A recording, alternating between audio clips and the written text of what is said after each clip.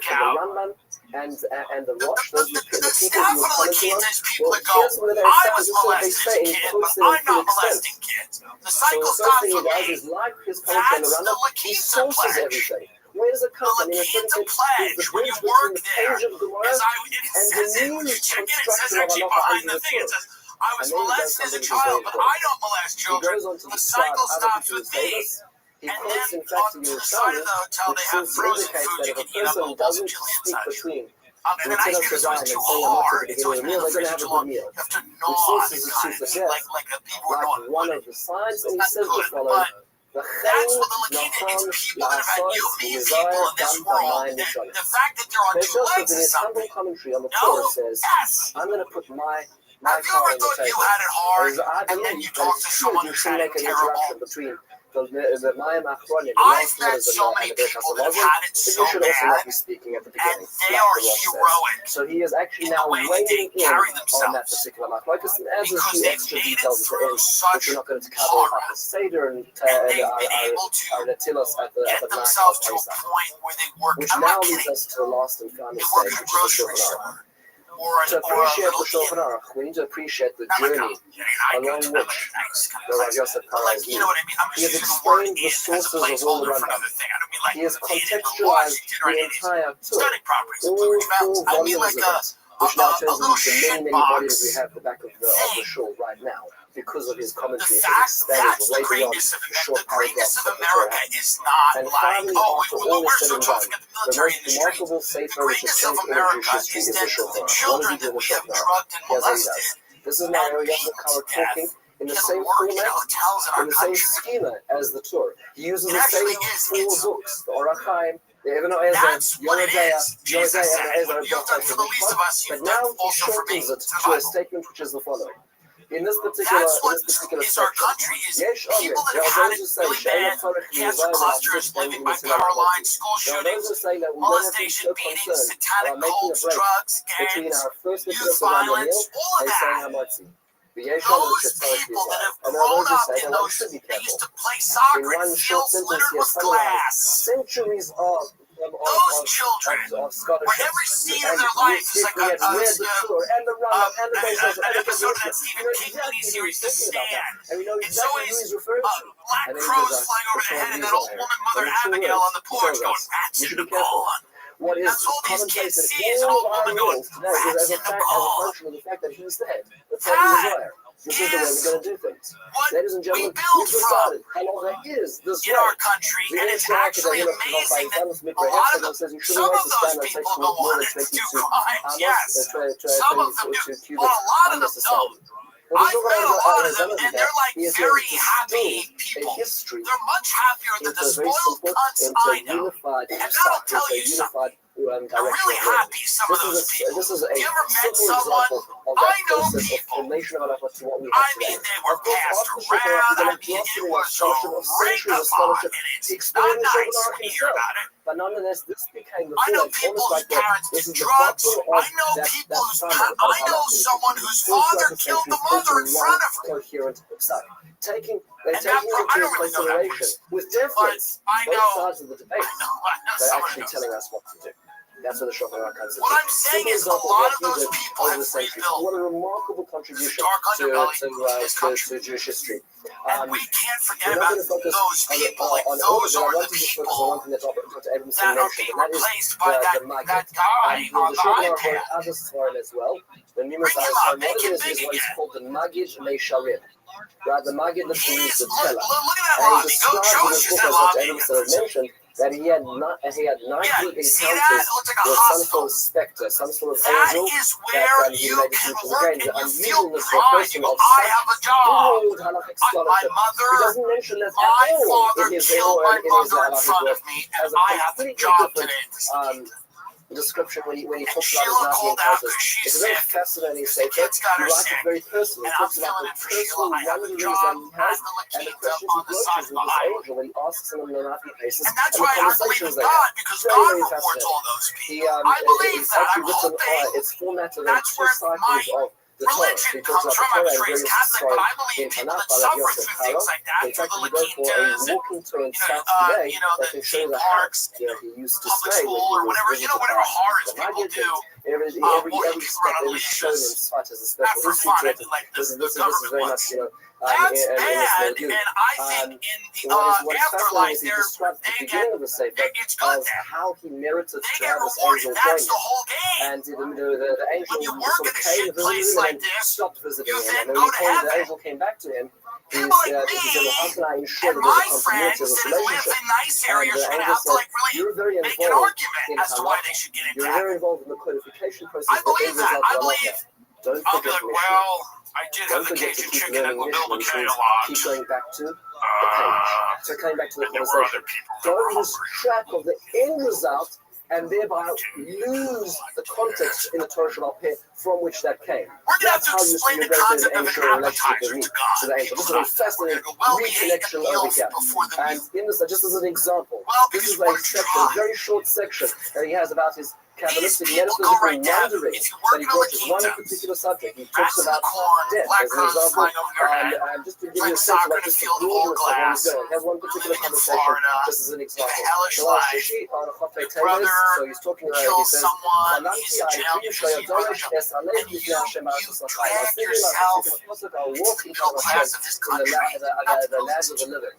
Yeah, and we say, as we drag say in yourself Hallel, into Yakar working Beinei poor. Hashem Amotzo L'chasikon. Drag It is yourself into working precious, poor. it is hard for Hashem, it is After weighty all to the Hashem, the horrors, death of those who are all the his Hasidic, horrors. his pious. Epstein, like K'lamar Epstein, Mishum Gekosher you Beinei see these Hashem girls Nisas that have been treated Chasidon. horribly, He says it's terribly, hard for by Hashem evil people. when those who And are righteous those die. women, The operator I selection believe, go right to heaven because they've been through hell on earth. Death is so difficult. I should It really is sort do of stripping two kind of interconnected spiritual pieces of talking. one It's actually entity. kind of inspiring. Dogmas Mashit or Nabos, it's almost like trying to take skin Myself off included, meat but also the people because the two so are it's really people one who feel entity. direction. Therefore, he Inspired says, to Mihai Salik in Hayat Salik in Hai. Mishamachi my Ovid HaKodesh. What does Hashem do? Machmilek Tfeini Igrai I believe they go right to heaven because they've been through hell on earth, whereas the people that had a kind of he sort of reveals have to even maybe there's a little more bit of of the scar purgatory. that That's has okay. been Like shown maybe to there's a them. little bit of That like, there's you know what, automatic you magnetic guys don't connection, get the to soul go returns to Hakadosh Baruch Hu, because that his Dadek La'ela, it you know what I automatically mean? magnetically returns to its creator, So, that his body may go for Belit so heaven's going to be a and bunch there's of no people with pain in that teardrop experience tattoos on because their when the soul is face who are returning to its source in this way. And purgatory is going to be lit. And that's how Moshe Rabbeinu Purgatory is going to be like a in lot fact of like died. fun. Moshe Amar b'Sefer HaZohar, b'Raza Donanafko, No, but Nishmaso Ad the point here is that L'Shechinta. That the when we soul talk about the American war, really because like obviously sees we're the not divine talking about, presence not among always us. talking about people that have had horrible. We're talking about people that have had good lives and their families and whatever. But there is a segment of people in our country, the poor, generational poverty, people that have experienced really horrible things. Those people should be able to work in these places. And not him. Not him. And it's not because he's Indian. It's because he's somewhere else. If you work at a La Quinta, as that comment said, keep it local, fam. And you want a little local flavor in the La Quinta. But this is going to be good. Let me tell you what, this is going to work. People don't want to walk in when they cheat on their wife they like. There's some guy from Pakistan on an iPad instead of having to see an actual person. But I think you should have to look in the eyes of an actual person. So that's what I'm saying. It was kind of a sermon a little bit. There was kind of a religious angle to that I think people appreciate. Because there was sort of the circle or the fish, as we think the Gates on. That's what it comes down to, is that, people that have been through it should get to work at an American kind of motor lodge. Well, they should. Well, they're not going to be doctors, and they're not going to work at Goldman Sachs. I'm sorry. But you're not qualified to do that. They're not qualified to do that. They're not qualified to do that. They're qualified to produce a podcast, or they're qualified to do this. This is what they're qualified to do. I mean, I don't know what to tell you. No, they're good people, and they shouldn't be replaced by foreign workers on iPads. It's not right. They're going to be like, Becky's Becky's down bad. They're going to say this at the local tavern. They're going to go, why is Becky down bad? She got fired at the La Quinta. They replaced her with a guy. They're not going to say guy, but I'm not going to say what they really say. With a guy from India who's now checking people in. And Becky is now working at the Carl's Jr. And then when Becky leaves the Carl's Jr., here's the problem, man. If you fall from La Quinta, you fall to fast food. If you fall from fast food, it's tough. You know?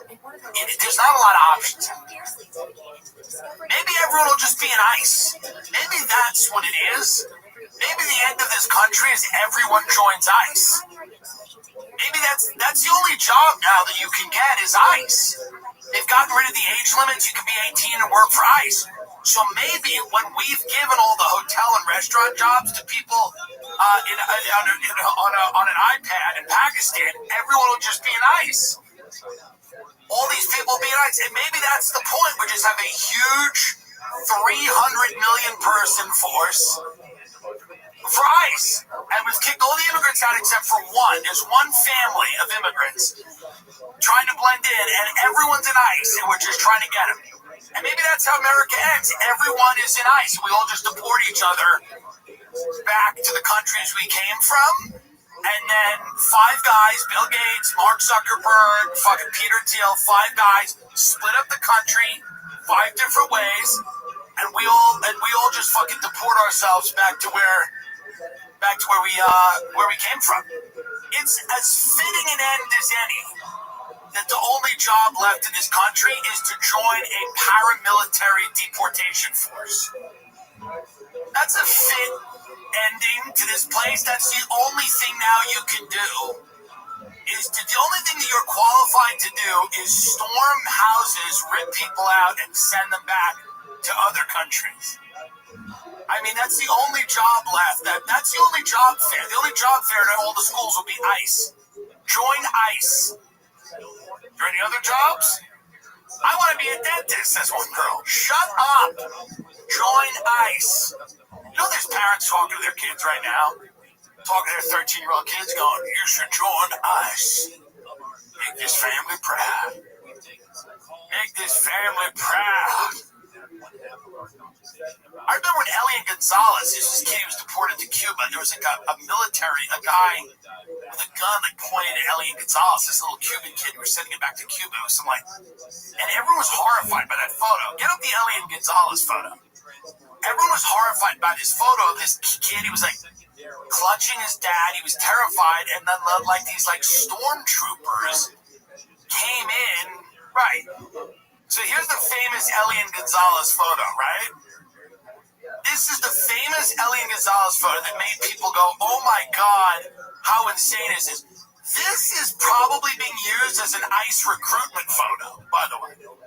This went from scaring the whole country to oh my God, what have we become? Now people are cheering this up. They want this. They want more of this. They're you're not going to grow up and work in the La Quinta. You're out. What a fun thing. Go see Naked Gun, folks. It is good. It is important that you go see these movies. It is really important that you patronize these things. Go see Weapons. Weapons is great. It's about 17 kids that go missing. Or as Israel calls it, come on, it's too easy. It's actually too easy. All right, bye-bye. Ladies and gentlemen, welcome to the Tim Dillon episode of the podcast. I'm going on not too many hours of sleep. I had a lot of fun with Tony Hinchcliffe and Joe DeRosa last night in Manhattan at the Stand Comedy Club and Restaurant. Free ad for those dirtbags whom I love, who own that club. And we had a great time. Best comedy club food in the world, by the way. If you haven't been to the Stand Comedy Club and Restaurant, owned by 2 criminals who are endeared to me, go, because it is excellent. The food is excellent. It is. And the comedy is happening. The food is excellent. The comedy is provably going on. It's proved. It's there. It is happening, and some of it is quite good. Some of it is quite excellent. Truly. And we had fun with DeRosa and Hinchcliffe just talking shit, having fun. Had a couple of cigarettes, which I no longer do, but the throat. And tomorrow opening for Louis at Forest Hill Stadium. Louis was very nice to ask me to open for him on his tour. He's on a crazy tour all over the world with P. Diddy. And they are touring, and he asked me to open it up, and I will, and I am. So how about that? So it's a lot of fun. Turning our attention to Gaza. No, I'm kidding. Every week, you know what this? Every week, I mean, it really is. I mean, the situation is worsening, and I don't want to talk about it every week, but then I feel bad if I don't talk about it. But who really cares? I mean, I do a show in front of an inflatable cactus. I mean, not now. I have the summer backdrop. But you know what I mean? Like, what are we doing here? But also, you got to say something about it because it's not good. But I've been saying things about it for a while. And it doesn't need to be that game. We don't need to play that game of who was first. But I have been saying things about it for a while. Many people in the entertainment industry, the industry that I am in, are now saying things about it like today. And I'm not saying I was kind of like, right after October 7th was like, take a minute, obviously respond, you know. I wasn't one of those people either. I wasn't like on October 8th going crazy in the quad of Columbia campus with like a burqa on, screaming and yelling. I wasn't doing any of that. I am a rational adult who just kind of like, you know, you wake up, you have an oatmeal, you know, or whatever, and then you kind of go about your day. But there's a lot of, you know, killing on the social media now. Sorry, there is. And I don't like that. So I say no, cut it out. And people say to me, well, you don't understand. And I don't, and I actually don't. So that's the statement. We got to go back to this country fighting about, like, the Minnesota Vikings hired a dude to be a cheerleader. Every fight in America now is existential. It's not about dumb crap. We always used to fight about dumb shit that didn't really matter. Like that fat bitch who's trying to get gay marriage overturned, Kim Davis, that court clerk they tried to make certify it, whatever. Look at this twink jumping around with Minnesota. Now, you think this is the biggest problem Minnesota has? Don't they have, like, lots of problems? But anyway, this is the stuff as a country we were, like, designed to fight about. We're really good at that. But now we're fighting about, like, is the election valid? Is the CIA in a war with the president? Is the president federalizing the police? Like, are the states going to declare war against the federal government by not letting ICE do whatever? I'm just saying, the problems now are not fun. They used to be kind of fun. No, I mean, really. Obviously not for everyone. But we've gotten to a point now where everything we fight about and everything we're having an argument about is of the utmost importance. And, like, when everything's at an 11, nothing is. Really. So it's like everybody's so tired of everything that we need this. We need the Minnesota Vikings to do something like this because we need to go back to arguing about something that we can't even wrap our heads around. Can't even wrap our head around half of this.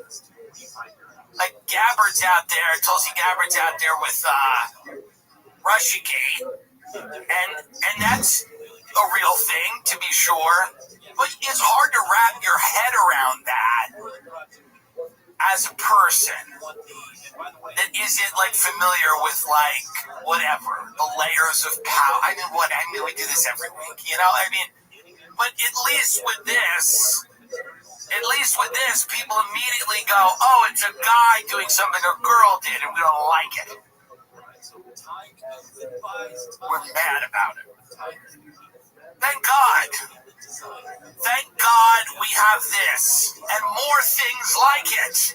Please. More things like it. More like food items that we don't like or that are very contentious. People getting angry about like a food item. Like I remember years ago, the Burger King did a bacon sundae, and people were like, "This is over the line," you know? Things like that. It make, you know, cultural conversations and moments. Yeah, remember the bacon sundae at Burger King? People are like, "God damn it." Every now and then, a fast food restaurant puts out something so grotesque. The KFC Double Down, there's a history of these. There are a history of moments where fast food companies push it over the line, and it makes us all think about what's going on in our lives and what we've allowed to happen. You know, I'm not saying Russiagate's not worthy of looking into. I'm just saying for the regular person out there, it is easier to see the problem in a bacon sundae than it is Russiagate. They don't understand. They don't know who John Brennan is or Clapper or Hayden. Yes, maybe they could all start reading books, and they don't know about the Dulles brothers, but they know that bacon on a sundae isn't good. Unless it's like a very weird thing in a fancy restaurant, everyone takes one bite of it and goes, "Ooh." But you shouldn't get it through a drive-through. There's been a long history of these things, the Double Down, the Burger King bacon sundae, egregious things. So I would like if a fast food restaurant were to do something egregious so that we could start fighting about that, arguing about that, something really like, you know, it's the fall's coming up, so maybe something, maybe it's a burger and the bun is like it's on a cider donut or something, like an apple cider donut, or it's a whole pumpkin sundae where the whole entire pumpkin is filled with ice cream and candy for Halloween. Something that is so heinous that most people say, "Wait, stop it now. Stop it now, you're trying to kill us." You know? It was good that the Minnesota Vikings hired a male. They should do all fat cheerleaders. You know, that nun that was on Tucker, that woman, put her as a cheerleader. Get the photo of that lovely nun. Put her as a cheerleader. Get people talking is what I'm trying to say here. By the way, these frogs over in France are mentioning me in the Candace Owens lawsuit. What did I do? What, is it my fault your wife has a dong? Who cares? What does Patrick Bet David, what did he say to Anthony Weiner? He's like, "You trying to get girls show you your ding-a-ling." So what, Brigitte Macron? She maybe allegedly has a ding-a-ling. So what? I mentioned in the lawsuit on April 26th, Owens appeared on the Tim Dillon show. And then they do my whole, he's a comedian, podcaster, actor. They have a better bio for me in the Candace Owens lawsuit than my agent does, by the way. The bio in the Candace Owens lawsuit is actually better than anything CAA has done for me. Tim Dillon started the show by telling Owens he was asked about the series while checking into a hotel and said it has blown up. Owens replied, "Oh, everywhere. I mean, it's the most international thing I've ever done." So the Macrons are suing Candace, and her appearance on my show is in the lawsuit. I mean, it's just a moment of pride. If you've been a fan of this show for a while, and a lot of you have, I meet people all the time that have been, listening since 2016 or the beginning. A lot of people are new, but to think about this, to be named in a lawsuit is a mark of pride. The president of France's wife is suing Candace Owens, who said she was a man, and I'm mentioned in that lawsuit. And that's actually, because you start this business, you don't know where it's going to go. I didn't know where it was going to go when I started it. And that's what I'll tell people out there that are young and are walking down an uncertain path to this moment in their life where they realize it's all actually been worth it. There's a lot of people that are going, am I on the right path? Are the sacrifices worth it? And the answer is yes. Because I'm sitting before you today named in a lawsuit. The president of France's wife may or may not have a cock. We're all going to court to figure this out. We're going to court to figure out whether the president of France's wife has a cock. We don't know. We don't know. No one knows. And I mentioned in that lawsuit because I helped further the conversation. And that, to me, is something special. Is it a big movie? Who can't know? But what? No. Who's doing that? What we're doing is advancing an important conversation on this earth. Does the president of France's wife have a cock or not?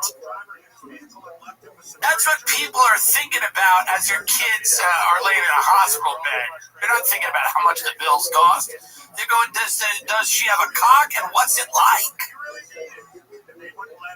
I mean, I'm just saying it's a proud moment as an American. Dylan discussed MK Ultra and similar programs. By the way, this is in a lawsuit. It's truly amazing. Like I read through it. I read the pages where I was mentioned. And it is amazing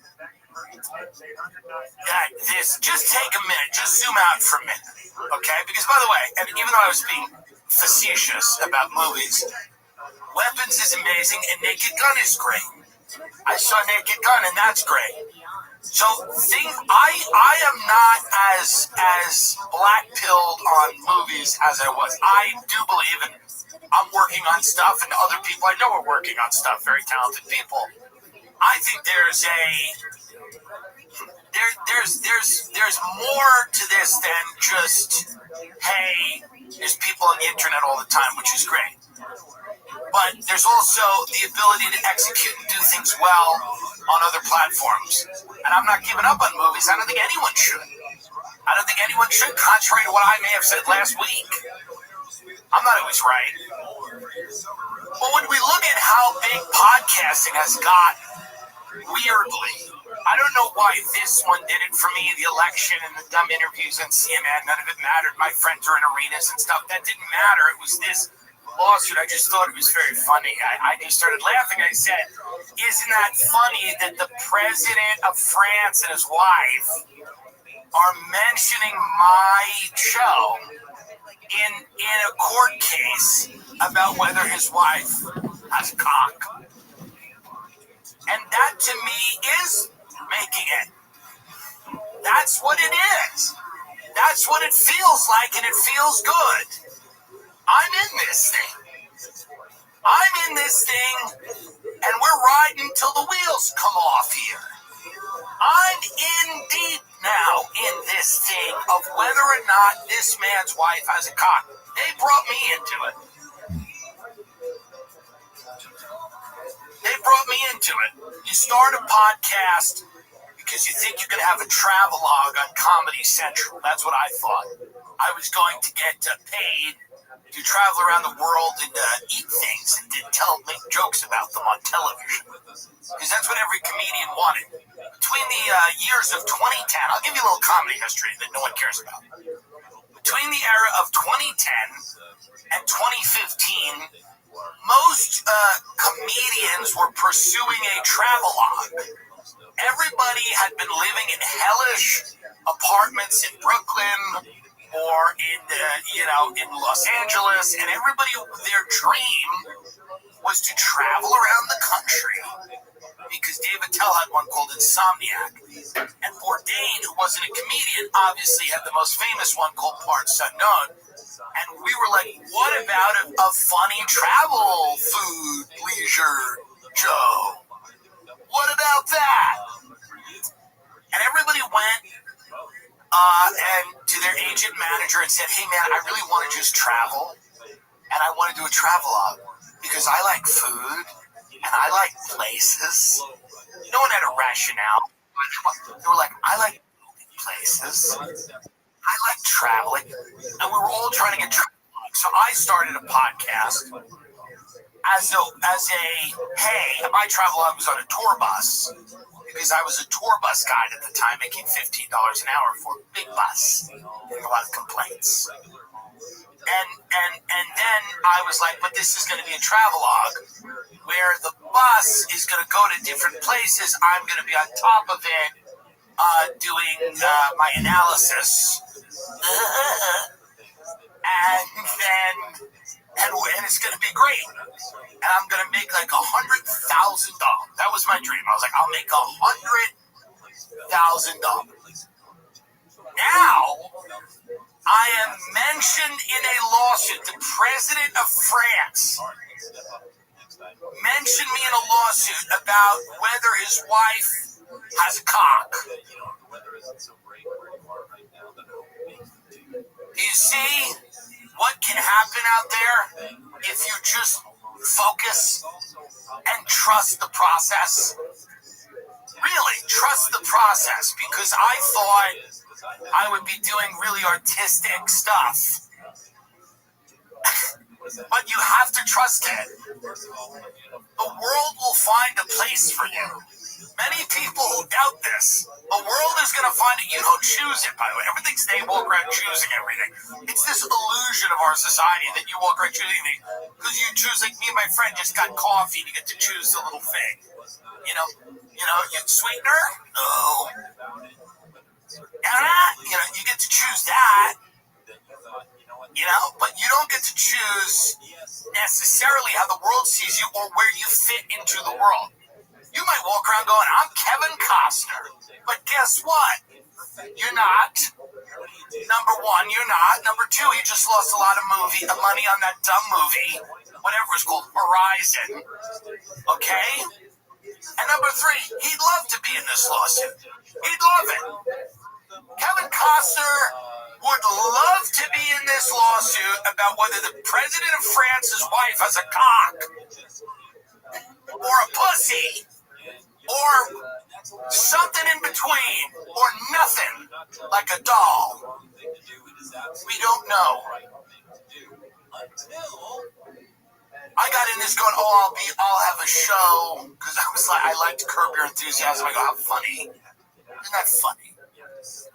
But you got to trust the process. You end up where you belong, and this is such an interesting moment here.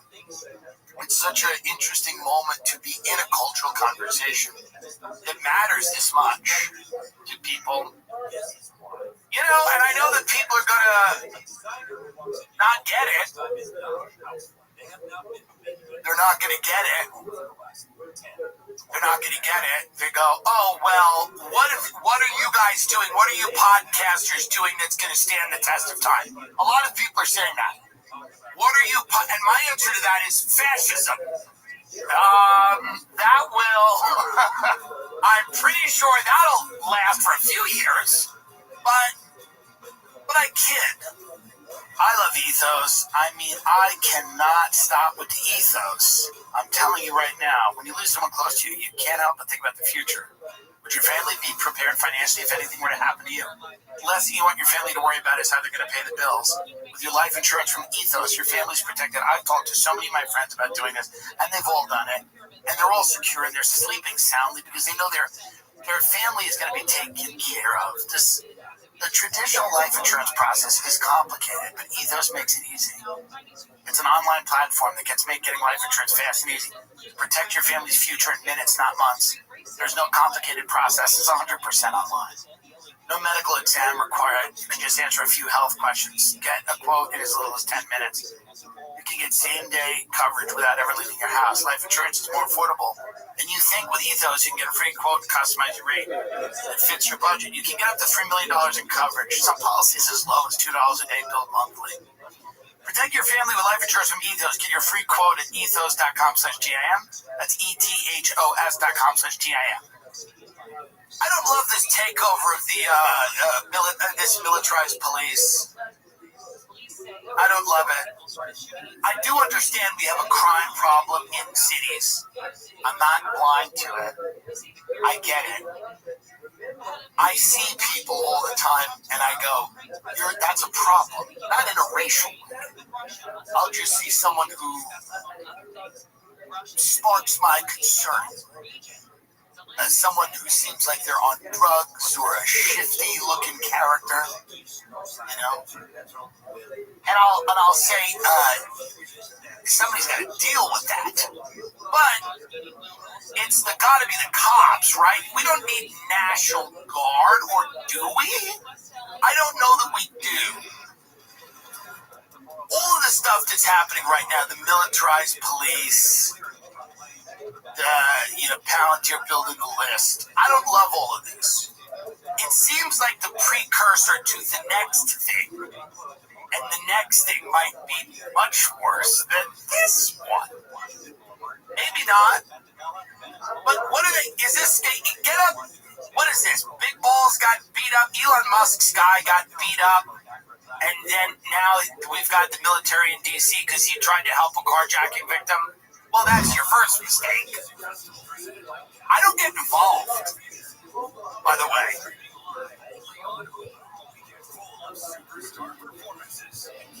So this guy, Big Balls, Edward Corsentine, he does something heroic. I think he tries to help a carjacking victim. Here's why I'll never help anyone. Ready? A friend of mine helps a woman getting hassled on the train. A guy takes out a knife or a box cutter, I forget. It doesn't matter. He slices my friend's face. My friend then is in court with this guy.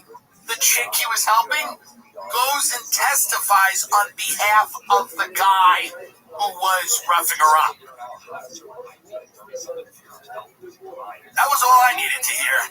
A 19-year-old man known as Big Balls, who played a key role in the Doge initiative to shrink the government, was assaulted over the weekend in Washington. He was assaulted by 10 juveniles near DuPont Circle around 3 a.m. on Sunday, according to a police report.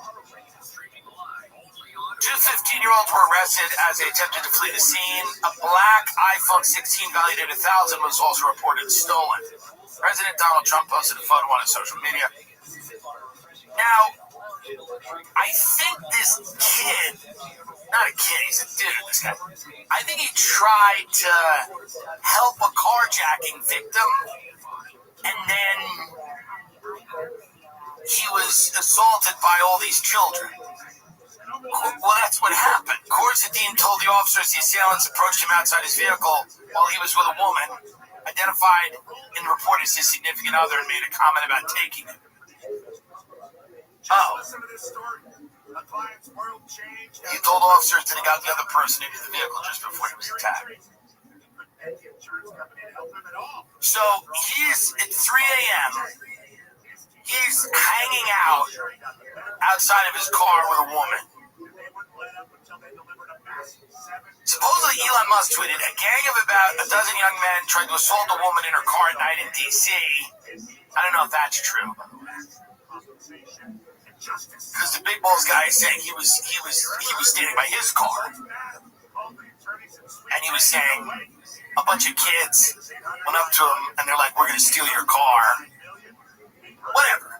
Point is, I don't know if he's heroic anymore, though. I'm not saying that's. I mean, whatever. He fought back against these children. Good for him. I hate children, like violent children running around the cities. I'm so against that. I crusaded for years, well, not years, but months, against that white gang in Arizona, the Gilbert Goons.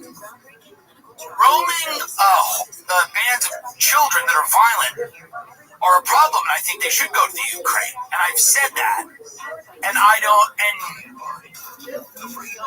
so now having seen that, is what Israel's doing bad?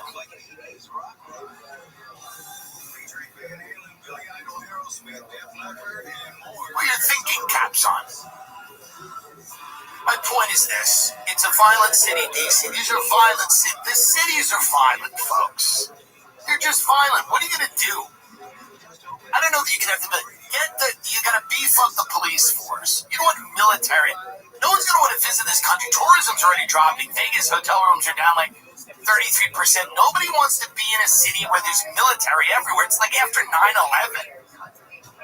It wasn't like great when there was just people like National Guard walking around for years after 9/11. It gives you this eerie feeling.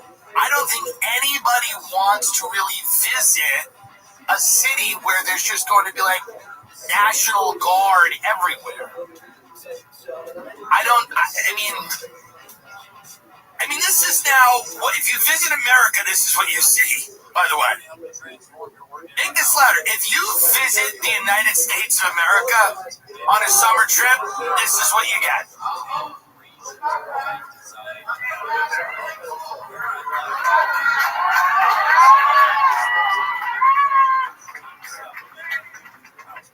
What are they doing? I mean, listen, you need cops, but you gotta just have cops.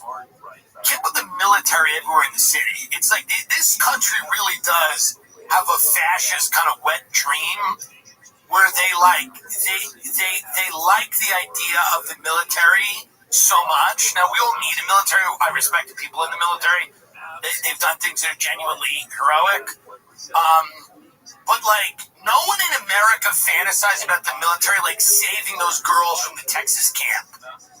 No one thinks of the military or the National Guard being used in that capacity of, like, oh, there's a girl being taken by the river.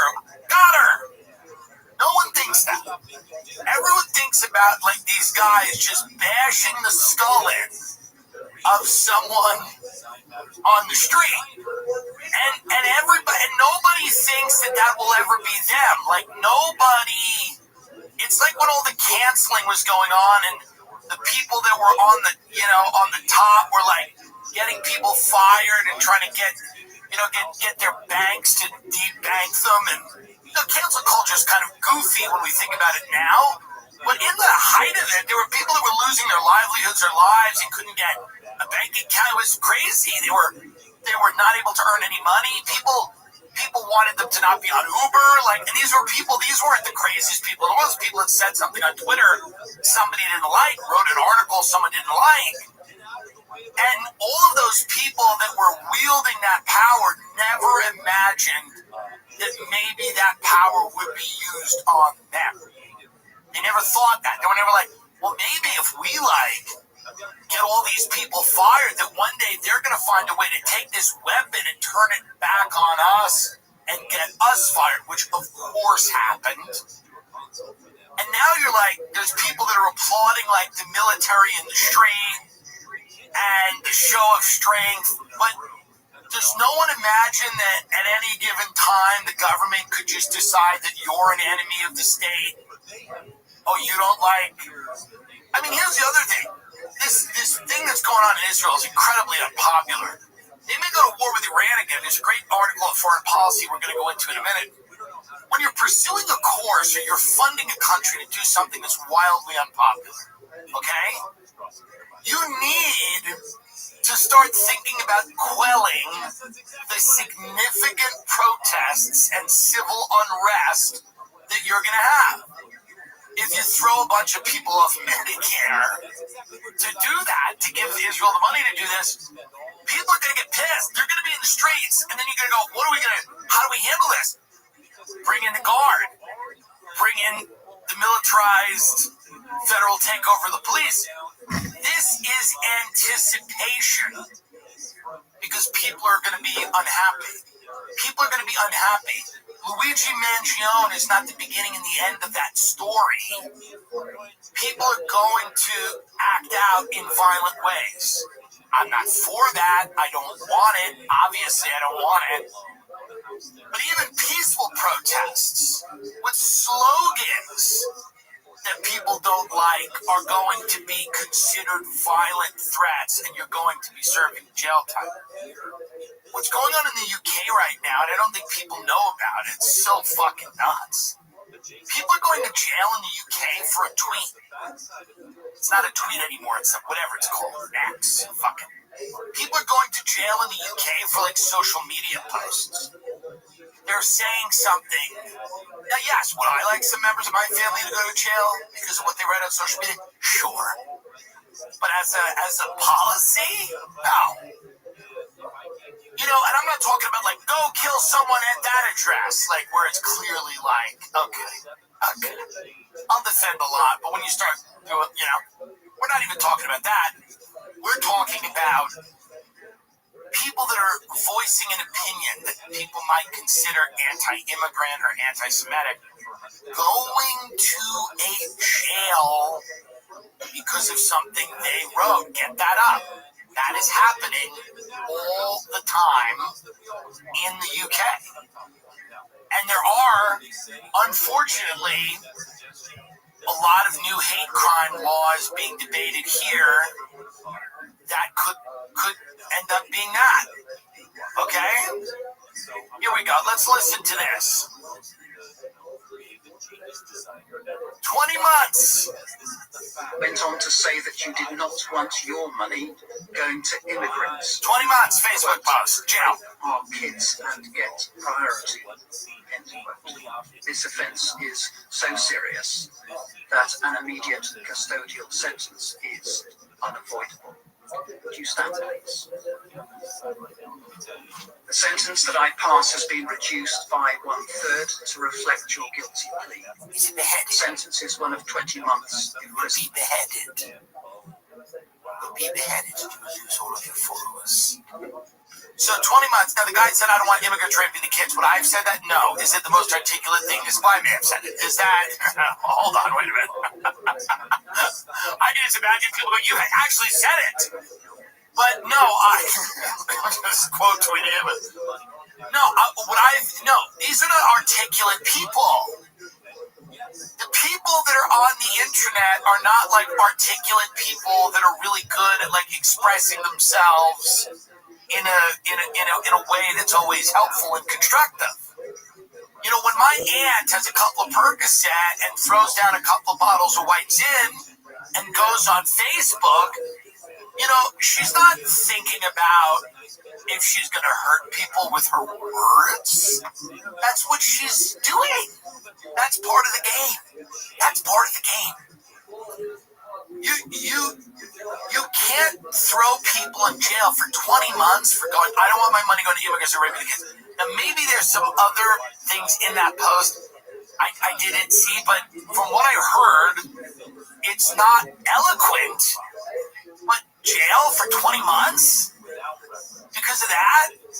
Dude, as a guy that says crazy shit with sunglasses behind a fucking desk in front of a seasonal backdrop that's printed at a Kinko's, do you think, I mean, this crosses my mind all the time, that we can end up being a society like this, that will put you in jail for a social media post or something that you say that they don't like. You're not even allowed to watch.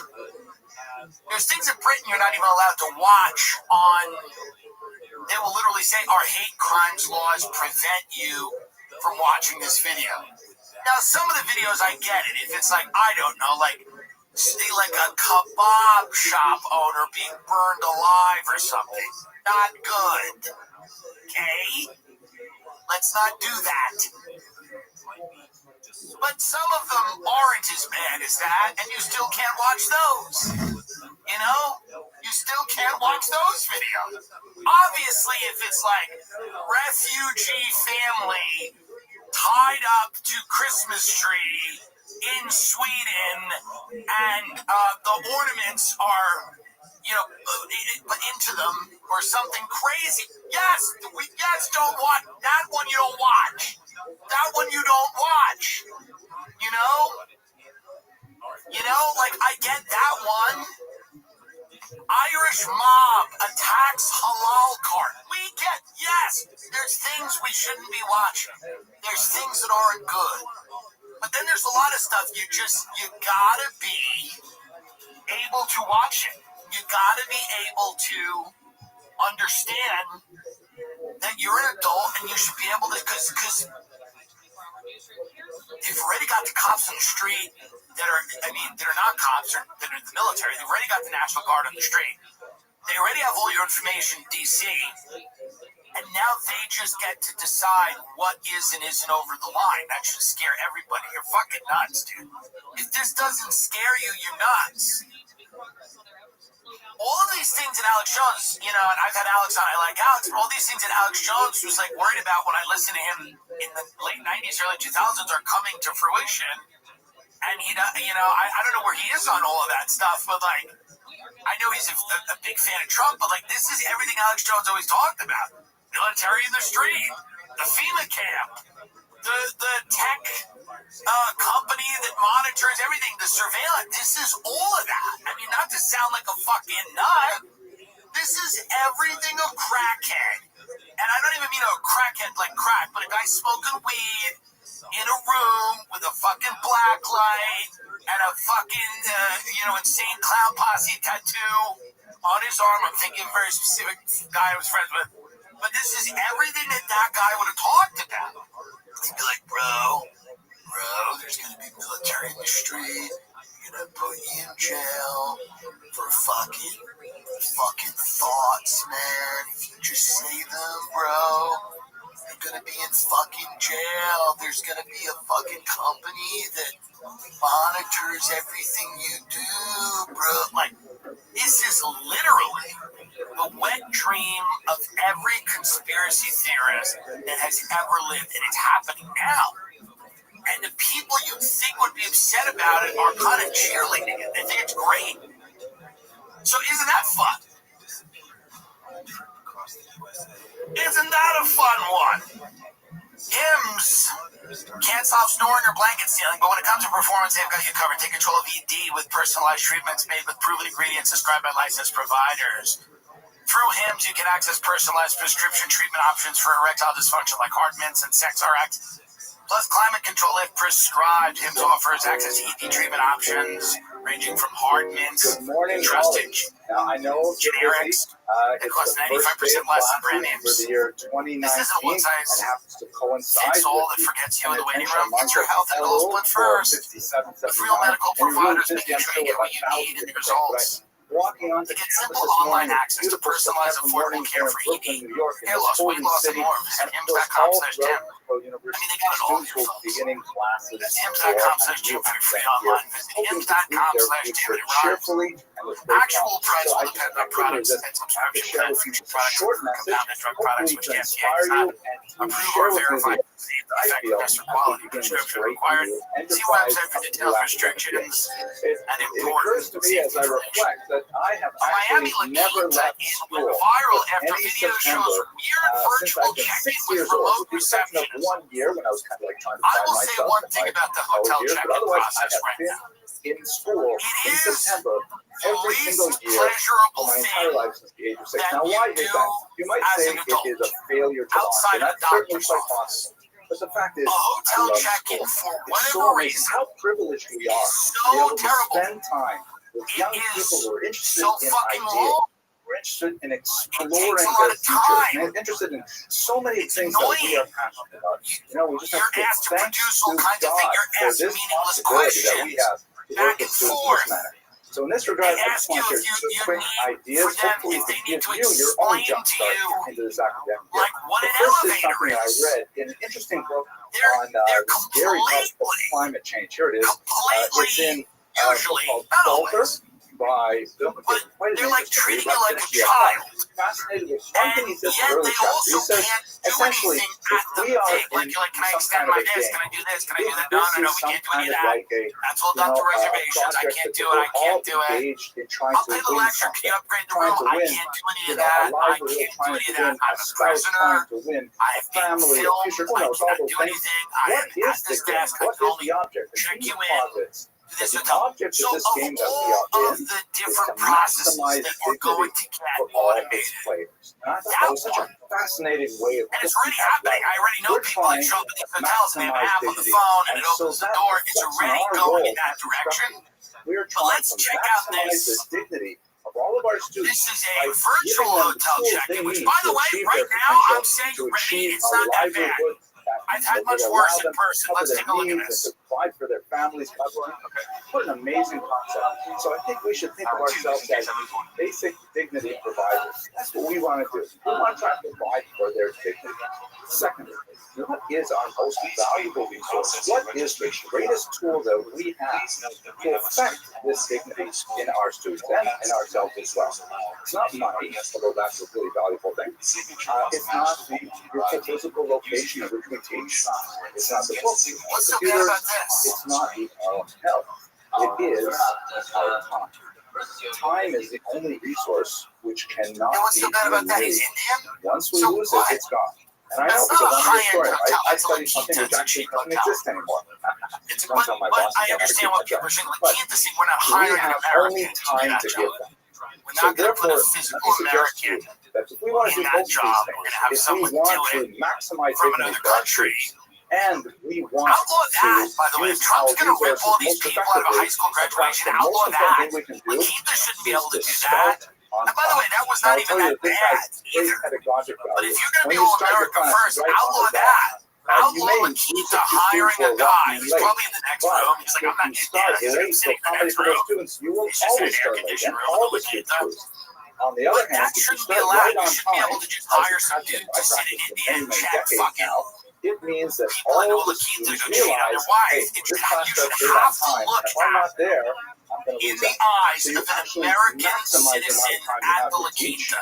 and You you should have maximize to. dignity thereby. You Listen, should I not hope be this able wasn't to too preachy, but such a dodge the beautiful day here in judgment of Brooklyn. checking I in and out. wanted Oh, to by say the way, something that's nice not to all even that of you. fucking Thank you bad. so much That's for not that being bad at involved all. in this larger I've had project so much of worse extending dignity check-ins to all of with our an actual students, our physical staff, human and being faculty standing in here front of at you. Little College. I hope It's you so have much a really worse. transformative, That's fucking fun. I don't even know what people are pissed off about with that. That one's good. That one was fine. Maybe they're mad that it's not an American job. What are people mad about here? Let's see what people are angry about. I don't even get it. I don't know what would bother people other than the fact that it is this is beyond ridiculous. That's wild. Gotta keep it local, fam. Maimonides was one of the most amazing thinkers of the Jewish people. The reason for a desk is like having a doorman in an apartment building. Security. I wouldn't feel safe in a hotel with staff this lean. There is no authority. It's like a bus stop. It's a La Quinta. What do you think it is?